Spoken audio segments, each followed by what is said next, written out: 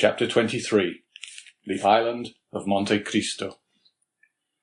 Thus, at length, by one of the unexpected strokes of fortune which sometimes befall those who have for a long time been the victims of an evil destiny, Dante was about to secure the opportunity he wished for, by simple and natural means, and land on the island without incurring any suspicion.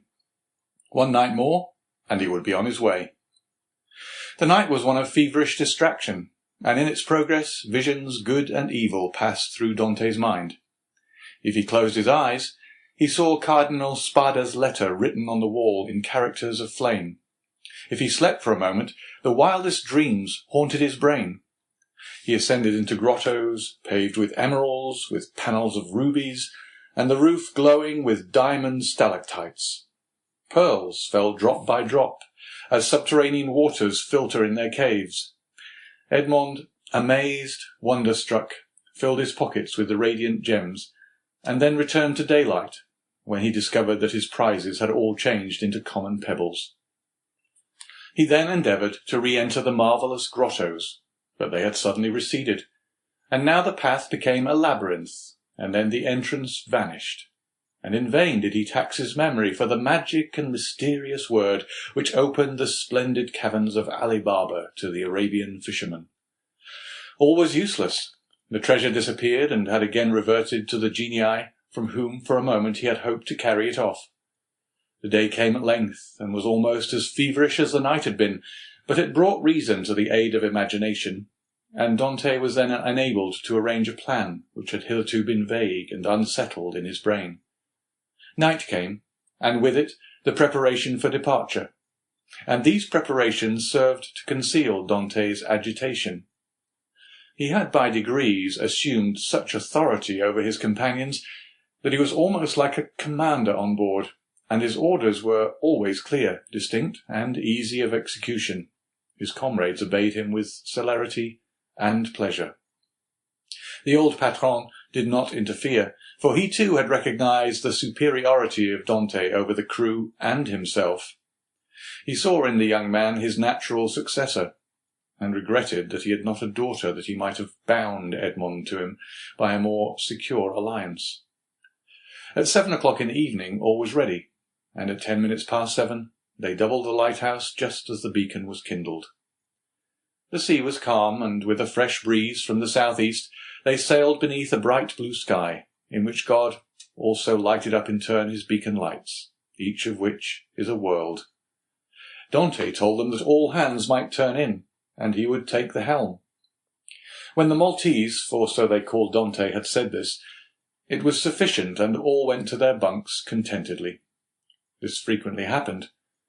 Dante, cast from solitude into the world, frequently experienced an imperious desire for solitude, and what solitude is more complete or more poetical than that of a ship floating in isolation on the sea, during the obscurity of the night, in the silence of immensity, and under the eye of heaven. Now this solitude was peopled with his thoughts, the night lighted up by his illusions, and the silence animated by his anticipations. When the patron awoke, the vessel was hurrying on with every sail set, and every sail full with the breeze. They were making nearly 10 knots an hour. The island of Monte Cristo loomed large in the horizon. Edmond resigned the lugger to the master's care, and went and lay down in his hammock. But in spite of a sleepless night, he could not close his eyes for a moment. 2 hours afterwards he came on deck as the boat was about to double the island of Elba. They were just abreast of Mareciano, and beyond the flat but verdant island of La Pianosa. The peak of Monte Cristo, reddened by the burning sun, was seen against the azure sky. Dante ordered the helmsman to put down his helm, in order to leave La Pianosa to starboard, as he knew that he should shorten his course by 2 or 3 knots. About 5 o'clock in the evening, the island was distinct, and everything on it was plainly perceptible, owing to that clearness of the atmosphere peculiar to the light, which the rays of the sun cast at its setting. Edmond gazed very earnestly at the mass of rocks which gave out all the variety of twilight colours, from the brightest pink to the deepest blue. and from time to time his cheeks flushed, his brow darkened, and a mist passed over his eyes.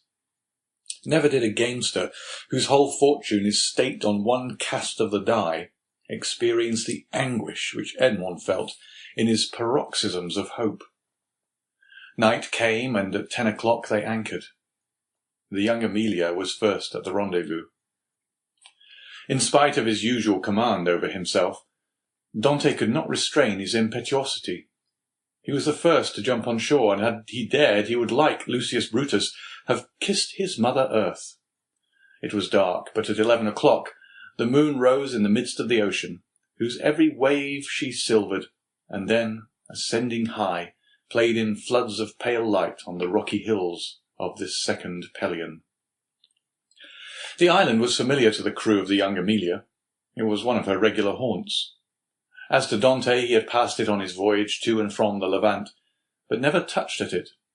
He questioned Jacopo. "Where shall we pass the night?" he inquired. "Why, on board of the tartan," replied the sailor. "Should we not do better in the grotto?" "What grottos?" "Why, the grotto, cave of the island." "I do not know of any grottos," replied Jacopo. The cold sweat sprang forth on Dante's brow. "What? Are there no grotto at Monte Cristo?" he asked. "None." For a moment Dante was speechless. Then he remembered that these caves might have been filled up by some accident, or even stopped up, for the sake of greater security, by Cardinal Spada. The point was, then, to discover the hidden entrance. It was useless to search at night, and Dante therefore delayed all investigation until the morning. Besides, a signal made half a league out at sea, and to which the young Amelia replied by a similar signal, indicated that the moment for business had come. The boat that now arrived, assured by the answering signal that all was well, soon came in sight, white and silent as a phantom, and cast anchor within a cable's length of shore. Then the landing began. Dante reflected, as he worked, on the shout of joy which, with a single word, he could evoke from all these men, if he gave utterance to the one unchanging thought that pervaded his heart. But far from disclosing this precious secret, he almost feared that he had already said too much, and by his restlessness and continual questions, his minute observations and evident preoccupation, aroused suspicions. Fortunately, as regarded this circumstance at least, his painful past gave to his countenance an indelible sadness, and the glimmerings of gaiety seen beneath this cloud were indeed but transitory. No one had the slightest suspicion, and when next day, taking a fowling piece, powder and shot, Dante declared his intention to go and kill some of the wild goats that were seen springing from rock to rock, his wish was construed into a love of sport, or a desire for solitude. However, Jacopo insisted on following him, and Dante did not oppose this, fearing if he did so that he might incur distrust.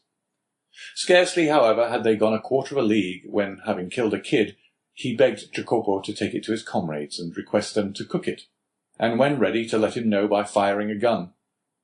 This and some dried fruits and a flask of Monte was the bill of fare. Dante went on, looking from time to time behind and around him. Having reached the summit of a rock, he saw 1,000 feet beneath him his companions, whom Jacopo had rejoined, and who were all busy preparing the repast which Edmond's skill as a marksman had augmented with a capital dish. Edmond looked at them for a moment with the sad and gentle smile of a man superior to his fellows. "In 2 hours' time," said he, "these persons will depart richer by 50 piastres each, to go and risk their lives again, by endeavouring to gain 50 more. Then they will return with a fortune of 600 francs, and waste this treasure in some city, with the pride of sultans and the insolence of nabobs. At this moment hope makes me despise their riches, which seem to me contemptible. Yet perchance tomorrow deception will so act on me, that I shall on compulsion consider such a contemptible possession as the utmost happiness." "Oh, no," exclaimed Edmond, "that will not be. The wise, unerring Faria could not be mistaken in this one thing. Besides, It were better to die than to continue to lead this low and wretched life. This Dante, who but 3 months before had no desire but liberty, had now not liberty enough, and panted for wealth. The cause was not in Dante, but in Providence, who, while limiting the power of man, has filled him with boundless desires. Meanwhile, by a cleft between 2 walls of rock, following a path worn by a torrent, and which, in all human probability, human foot had never before trod, Dante approached the spot where he supposed the grottos must have existed. Keeping along the shore, and examining the smallest object with serious attention, he thought he could trace on certain rocks marks made by the hand of man. Time, which encrusts all physical substances with its mossy mantle, as it invests all things of the mind with forgetfulness, seemed to have respected these signs, which apparently had been made with some degree of regularity, and probably with a definite purpose. Occasionally the marks were hidden under tufts of myrtle, which spread into large bushes laden with blossoms, or beneath parasitical lichen. So Edmund had to separate the branches or brush away the moss to know where the guide marks were. The sight of marks renewed Edmond's fondest hopes. Might it not have been the cardinal himself who had first traced them, in order that they might serve as a guide for his nephew in the event of a catastrophe, which he could not foresee would have been so complete? This solitary place was precisely suited to the requirements of a man desirous of burying treasure. Only, might not these betraying marks have attracted other eyes than those for whom they were made? And had the dark and wondrous island indeed faithfully guarded its precious secret? It seemed, however, to Edmond, who was hidden from his comrades by the inequalities of the ground, that at 60 paces from the harbour the marks ceased. Nor did they terminate at any grotto. A large round rock, placed solidly on its base, was the only spot to which they seemed to lead. Edmond concluded that perhaps instead of having reached the end of the route, he had only explored its beginning, and he therefore turned round and retraced his steps. Meanwhile his comrades had prepared the repast, had got some water from a spring, spread out the fruit and bread, and cooked the kid. Just at the moment when they were taking the dainty animal from the spit, they saw Edmond springing with the boldness of a chamois from rock to rock, and they fired the signal agreed upon. The sportsman instantly changed his direction and ran quickly towards them. But even while they watched his daring progress, Edmund's foot slipped, and they saw him stagger on the edge of a rock and disappear. They all rushed towards him, for all loved Edmond in spite of his superiority. Yet Jacopo reached him first. He found Edmond lying prone, bleeding and almost senseless. He had rolled down a declivity of 12 or 15 feet.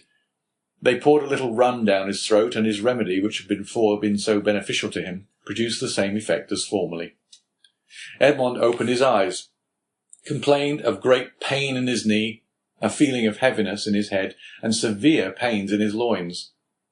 They wished to carry him to the shore, but when they touched him, although under Jacopo's directions, he declared with heavy groans that he could not bear to be moved. It may be supposed that Dante did not now think of his dinner, but he insisted that his comrades, who had not his reasons for fasting, should have their meal. As for himself, he declared that he had only need of a little rest, and that when they returned he should be easier. The sailors did not require much urging. They were hungry, and the smell of the roasted kid was very savoury, and your tars are not very ceremonious. An hour afterwards they returned. All that Edmond had been able to do was to drag himself about a dozen paces forward to lean against a moss-grown rock. But instead of growing easier, Dante's pains appeared to increase in violence. The old patron, who was obliged to sail in the morning in order to land his cargo on the frontiers of Piedmont and France, between Nice and Fréjus, urged Dante to try and rise. Edmond made great exertions in order to comply, but at each effort he fell back, moaning and turning pale. "He has broken his ribs," said the commander in a low voice. "No matter, he is an excellent fellow, and we must not leave him. We will try and carry him on board the tartan." Dante declared, however, that he would rather die where he was than undergo the agony which the slightest movement cost him. "Well," said the patron, "let what may happen, it shall never be said that we deserted a good comrade like you. We will not go till evening." This very much astonished the sailors, although not one opposed it. The patron was so strict that this was the first time they had ever seen him give up an enterprise, or even delay in its execution. Dante would not allow that any such infraction of regular and proper rules should be made in his favour. "Non, he said to the patron. "I was awkward, and it is just that I pay the penalty of my clumsiness. Leave me a small supply of biscuit, a gun, powder, and balls to kill the kids or defend myself at need, and a pickaxe that I may build a shelter if you delay in coming back for me." "But you die of hunger," said the patron. "I would rather do so," was Edmond's reply, "than suffer the inexpressible agonies which the slightest movement causes me." The patron turned towards his vessel, which was rolling on the swell in the little harbour, and with sails partly set, would be ready for sea when her toilet should be completed. "What are we to do, Maltese?" asked the captain. "We cannot leave you here so, and yet we cannot stay." Go, exclaimed Dante. "We shall be absent at least a week," said the patron. "And then we must run out of our course to come here and take you up again." "Why," said Dante, "if in 2 or 3 days you hail any fishing boat, desire them to come here to me. I will pay 25 piastres for my passage back to Leghorn. If you do not come across one, return for me." The patron shook his head. "Listen, Captain Baldi! There's one way of settling this," said Jacopo. "Do you go, and I will stay and take care of the wounded man." "And give up your share of the venture?" said Edmond, "to remain with me?" "Yes," said Jacopo, "and without any hesitation." "You are a good fellow, and a kind-hearted messmate," replied Edmond, "and heaven will recompense you for your generous intentions. But I do not wish anyone to stay with me. A day or 2 of rest will set me up, and I hope I shall find among the rocks certain herbs most excellent for bruises."